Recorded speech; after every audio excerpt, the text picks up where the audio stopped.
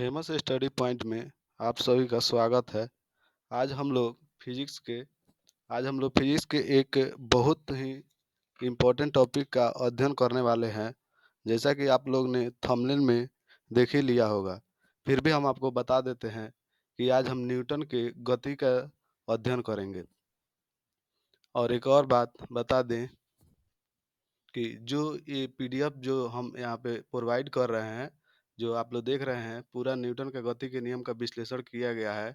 वो आपको हूबहू सेम वैसे ही पीपीटी के फॉर्मेट में आपको हमारे Telegram channel famous study point पे मिल जाएगा, जो यहाँ पे आपको दिख रहा है। आपको जाकर टेलीग्राम चैनल पे जाना है और ये फेमस स्टडी पॉइंट को सर्च करना है। एकदम पूरा यहीं पे पूरा कंटेंट, यानी कि ये पूरा पीपीटी आपको पीडीएफ फॉर्मेट के रूप में वहाँ पे मिल जाएगा। और आप लोग सहयोग कीजिए और यहाँ पे लाइक सब्सक्राइब कीजिए ताकि हम साथ मिले और उसके बाद हम लोग इसको कंटिन्यू आगे भी इस सीरीज को कंटिन्यू कर सके। चलिए हम लोग पढ़ते हैं न्यूटन के गति का नियम क्या है। न्यूटन साहब ने गति के नियम का प्रतिपादन न्यूटन साहब ने किया। और इन्होंने जब ये न्यूटन के गति को प्रतिपादित किया तो यह कहीं पे पब्लिश किए और उसको अपने बुक में लिखे। पहले उस बुक का क्या नाम था, प्रिंसिपिया नामक बुक को इन्होंने पब्लिश किया। गति के नियम को इसी बुक में दिया। कितना में दिया? 1687 ईस्वी में इन्होंने प्रिंसिपिया नामक बुक में गति के नियम को दिया। गति के नियम कितने हैं? 3। और इन तीनों नियमों को इन्होंने 1687 ईस्वी में प्रिंसिपिया नामक बुक में प्रकाशित कर दिया। प्रिंसिपिया नामक बुक से प्रकाशित किया। और यह जब मार्केट में आया तो लोगों ने इनके बारे में जानने की कोशिश की। अब हम लोग देखते हैं उस बुक में उन्होंने गति के नियम को कैसे विश्लेषण किया है। चलिए हम समझते हैं गति के कितने नियम होते हैं। गति के 3 नियम होते हैं। अब हम समझते हैं कि पहला नियम क्या कहता है, दूसरा नियम क्या कहता है, तीसरा नियम क्या है। उसके उदाहरण को भी हम लोग समझेंगे। पहला नियम क्या कहता है? इस नियम के अनुसार कोई भी वस्तु विरामावस्था में है तो वह विरामावस्था में रहेगा, और कोई भी वस्तु अगर वह गति अवस्था में है तो गति अवस्था में रहेगा। यानी कहने का मतलब है, अगर हम किसी बस को यहाँ पे खड़े कर रहे हैं, अगर यहाँ पे बस कोई खड़ा है, जब तक इस पे कोई पीछे से बल नहीं लगाएगा या इसका त्वरण को नहीं बढ़ाएगा तब तक ये बढ़ेगा नहीं बढ़ेगा। यानी यह वस्तु क्या है, अभी यहीं पे है तो यह रहना पसंद करेगी, न कि यह चलना पसंद करेगी जब तक कोई बाहरी बल नहीं लगाया जाए। उसी प्रकार ये कह रहा है कि अगर वस्तु कोई विरामा अवस्था में है तो वह विरामा अवस्था में रहना चाहेगी, और जो वस्तु अगर गति में निरंतर चल रही है तो वह चलना पसंद करेगी जब तक कि उस पर बाहरी बल कार्य न करे। और हम लोग जानते हैं कि बल का नियम भी यही कहता है। बल का नियम क्या कहता है? बल का नियम कहता है कि अगर कोई वस्तु विरामावस्था में है तो वह जब तक उस पर कोई बाहरी बल नहीं लगाया जाता है तब तक वह क्या रहेगा? विरामावस्था में रहेगा। ठीक उसी प्रकार गति का प्रथम नियम भी कहता है कि अगर वस्तु कोई विरामावस्था में है तो विरामावस्था में रहेगा, और कोई वस्तु गति अवस्था में है तो वह गति अवस्था में रहेगा। चलिए इसको हम लोग आगे समझते हैं उदाहरण के तहत। उदाहरण देखिए, कह रहा है पेड़ से फल का गिरना। पेड़ से फल का गिरना क्या है? कोई अगर इसमें ऐसे क्वेश्चन पूछेगा कि पेड़ से फल का गिरना न्यूटन के गति के किस नियम के तहत होता है, तो कोई इसमें 3 नियम है, आदमी कंफ्यूज हो जाता है। तो देखते हैं कैसे 3 नियम में पेड़ से फल को गिरना न्यूटन के प्रथम नियम पर लागू कैसे होता है। जैसा कि हम लोग जानते हैं जो कि मान लीजिए ये कोई पेड़ है, इसको मान लेते हैं पेड़ है। यहाँ पे मान लीजिए एक फल लगा है और यह फल किस अवस्था में? यहाँ पे एकदम नॉर्मल है। अगर इस इधर से वायु नहीं चल रही है तो फिर ये फल नॉर्मल है, यहाँ पे विरामावस्था में है। लेकिन जब यहाँ से वायु इसके समीप से गुजरती है तो क्या होता है? इसको झकझोर के चली जाती है। जब ये झकझोर देगी, इसके डालियों को जब झकझोरेगी तो डालियाँ क्या हो जाएगी? गति अवस्था में आ जाएगी। और ये फल क्या है? विरामा अवस्था में है। और पूरा गति पोर्शन, गति वाला पोर्शन हो गया, ये क्या हो गया? ये फल हो गया विरामा अवस्था में। तो जब झकझोरेगी तो यह टूट कर गिर जाएगा नीचे विरामा अवस्था में, उसी अवस्था में नीचे धरती पर गिर जाएगा। इससे सिद्ध होता है कि कोई वस्तु विरामा अवस्था में है तो वह विरामा अवस्था में रहना पसंद करेगी, और कोई वस्तु गति अवस्था में है तो वह गति अवस्था में रहना पसंद करेगी। अब चलिए समझते हैं। गोली मारने पर कांच में छेद का होना न्यूटन के प्रथम नियम को लागू करता है। ठीक है। अब देखिए, अगर यहाँ पे कोई बस खड़ी है और उसका मान लीजिए ये शीशा है, और यहाँ पे हम गोली यहाँ से मारते हैं, इसको हम यहाँ से उठाकर यहाँ पे ऐसे मारते हैं तो गोली क्या जाएगा? इसका वेग तो ज़्यादा रहेगा। और यह गति अवस्था में है। ये क्या है? स्थिर अवस्था में। तो ये जब जाएगा तो यह इसके छोटे से हिस्से को क्या कर देगा? मूवमेंट में ला देगा। बहुत छोटे से भाग को, यानी कि गोली जितना होगा उतना ही भाग को मूवमेंट में ला देगा, और यहाँ पे यह गति होगा तो इतना ही पार्ट को यह पूरा ये इतना ही पार्ट को यहाँ से गति करते हुए आगे की तरफ निकल जाएगा। ई वाला हिस्सा क्या होगा? विरामावस्था में रहेगा। ई वाला हिस्सा मूवमेंट में रहेगा, तो यह बाहर निकल जाएगी। अगर इसी प्रकार हम अगर वस्तु अगर किसी पत्थर को मारते हैं, तो पत्थर को मारेंगे तो क्या होगा?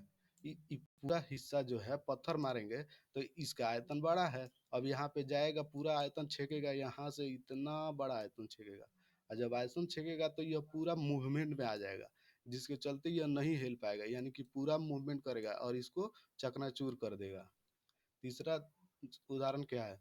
गतिमान ट्रेन से कूदने पर आगे की ओर गिरना, यानी कि जब हम लोग ट्रेन पे चढ़ते हैं तो ट्रेन जा रही है, एकाएक आदमी उस पे से कूदेगा तो क्या होगा? ये धरती हुआ, ये पृथ्वी है, तो यहाँ पे ये पृथ्वी तो विरामावस्था में है। आई ट्रेन क्या है? मूवमेंट अवस्था में चल रही है, ट्रेन चल रही है, एकाएक चल रही है, आप एकाएक कूद रहे हैं। तो नीचे वाला पोर्शन क्या है? धरती क्या है? एक ये विरामावस्था में है। आप किस अवस्था में है? आपका पैर तो इस पे जब पड़ेगा तो यह विरामावस्था में जाएगा, लेकिन आपका बॉडी का ऊपर वाला जो पार्ट है यह मूवमेंट अवस्था में रहेगा, जिसके चलते आप आगे की तरफ गिर सकते हैं। अब पूरा समझ में आ गया? एक बार और देख लीजिए। पेड़ से फल का गिरना कौन सा? गति के प्रथम नियम से। गोली मारने पर कांच का गिरना क्या? प्रथम नियम से। और कह रहा है गतिमान ट्रेन से कूदने पर आगे की ओर गिरना प्रथम नियम से। और आम बोलचाल की भाषा में आप लोग देखते हैं जी कि घर पे जो रुमाल होता है उसको आप लोग झाड़िएगा, इसे झाड़िएगा तो उसमें से गर्दा क्यों झड़ जाता है? यानी कि कुछ छोटे छोटे कण होते हैं, धूल के कण, वह क्यों गिर जाते हैं? क्योंकि वह मूवमेंट अवस्था में नहीं होता है, वह विरामावस्था में रहता है। आप उस रुमाल को गति अवस्था में लाते हैं तो ये जो विरामावस्था में यह नीचे की तरफ गिर जाता है, जिससे कि धूल कर झड़ जाता है। चलिए हम लोग दूसरा नियम देखते हैं।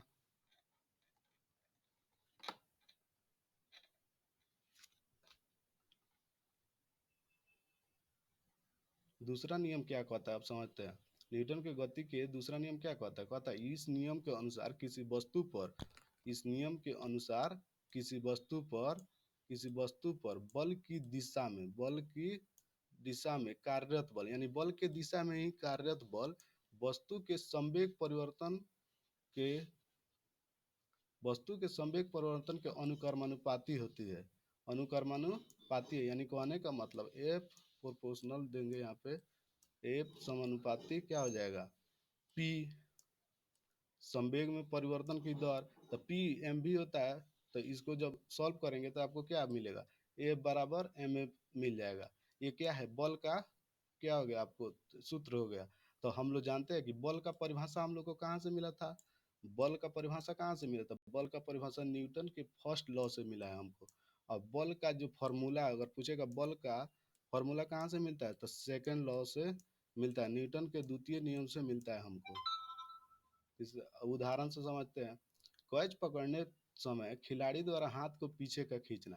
क्या होता है? हम जब खिलाड़ी कैच पकड़ते हैं अपने हाथों में, अगर जब कैच पकड़ते हैं तो अगर हम यानी कि यहाँ पे लिखा है संवेग में परिवर्तन की दर। संवेग में परिवर्तन की दर। अगर आप किसी को संवेग में परिवर्तन का अगर बॉल हाथ में पकड़ते हैं तो इस पे अगर हम एक बैग हाथ में पकड़कर हाथ को यहीं पे रखें तो टाइम तो कम लगा, लेकिन बॉल ज़्यादा लगेगा, जिससे हाथ में चोट लगे। तो इसीलिए खिलाड़ी क्या करता है? उसको पीछे की तरफ खींचता है ताकि समय लगे, कुछ समय यहाँ पे यहाँ से आने में यहाँ तक कुछ समय लगे, जिससे बॉल कम पड़ जाए और यह हाथ में आके रुक जाए और चोट नहीं लगेगा तो आदमी पकड़ सकता है, नहीं तो गेंद क्या होगी? कूद कर बाहर चली जाती है। अब देखिए, एक एथलीट द्वारा लंबी कूद, यानी कहने का कह रहा है कि एक एथलीट लंबी कूद क्यों लेता है? ताकि वह लंबी कूद इसलिए लेता है कि समय ले, ताकि समय लेगा तो उस पे बल कम चोट लगेगा, यानी कि जब लंबी कूद लेगा तो यह समय ज़्यादा लेगा, जब ज़्यादा समय लगेगा तो लंबी कूद मारेगा और सामने जाकर इसको चोट का अनुभव नहीं होगा। नहीं तो अगर यहाँ से ही आए तो जाएगा तो समय कम रहेगा, बल कम हो जाएगा, अब बल ज़्यादा हो जाएगा, बल ज़्यादा हो जाएगा तो क्या होगा? चोट लग जाएगा। तीसरा कह रहा है तेज गति के कारण क्रिकेट की गेंद से दर्शक को चोट लगना। दर्शक तो दर्शक बैठे हैं और एक बार यहाँ से तेज गेंद मारा जाता है तो दर्शक को क्यों लग जाता है? क्योंकि दर्शक एक अपने विरामावस्था में बैठा हुआ रहता है। और क्या होता है जो इस पे आता है तो यह समय तो नहीं दे रहा है ना, इसके पास तो उतना नहीं रह जाए कि हमको बॉडी को अपने पीछे खींचना है, नहीं खींच पाता है, जिसके कारण क्या होता है, इनको चोट लगता है क्योंकि यह पीछे की तरफ समय, इनके पास जो बॉल आता है उसमें समय का कोई अंतर ही नहीं रहता है। आता है उसके बाद इनके बॉडी पे लग जाता है। अगर यही बॉडी को ये पीछे की तरफ हल्का कर लेते तो इनको चोट की महसूस यानी कि चोट का अनुभव कम होता। आप लोग दोनों नियम को समझ लिए, चलिए एक बार ऊपर से देख लेते हैं।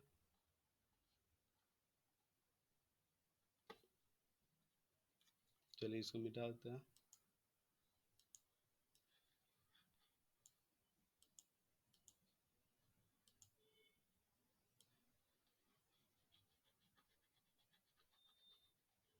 अब देखिए, न्यूटन के गति के नियम हम लोग प्रथम नियम भी पढ़ लिए, क्या हुआ उनके बारे में भी पढ़ लिए। जो न्यूटन, सर आइजैक न्यूटन थे, वो क्या किए थे, एक अपने बुक में पब्लिश किए थे। कब किए थे? बुक को पब्लिश किए थे आपको 1687 ईस्वी में बुक पब्लिश किए थे। कौन सा बुक था? प्रिंसिपिया नामक बुक था। गति के कितने नियम होते हैं? गति के 3 नियम होते हैं। न्यूटन के गति के प्रथम नियम क्या था? क्या था कि कोई वस्तु अगर विरामावस्था में है तो वह विरामावस्था में ही रहना पसंद करेगी। कोई वस्तु एकाएक चल रही है, चल रही है, चल रही है तो चलना ही पसंद करेगी। और इसके उदाहरण को देखिए। उदाहरण क्या था? पेड़ से फल का गिरना, यानी कि पेड़ पे वस्तु अगर ये फल यहाँ पे है तो इसको गिरने के लिए क्या होगा, ये झकझोरती है और यह विरामावस्था में रहता है, यह विरामावस्था में रहते हुए नीचे की तरफ गिर जाता है। इरेज कीजिए इसको।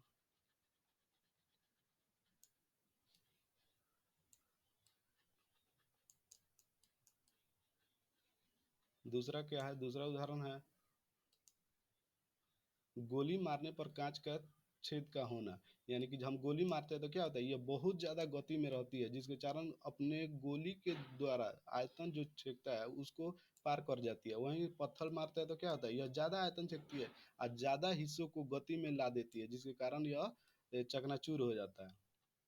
गति का तीसरा नियम भी कूदने पर, यानी कि अगर ज़्यादा समय लेकर कूदेगा आदमी तो यहाँ पे आने के बाद चोट नहीं लगेगा और कम समय लेगा।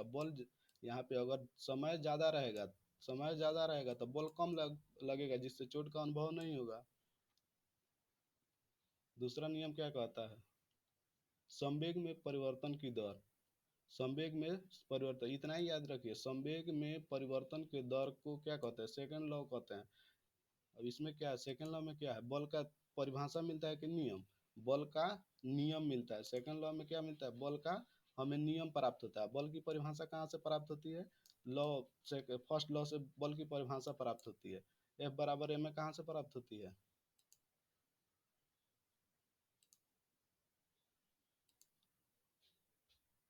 एफ बराबर एम में हमें कहाँ से प्राप्त होती है? तो न्यूटन के सेकंड लॉ से हमें एफ बराबर एम में प्राप्त होती है।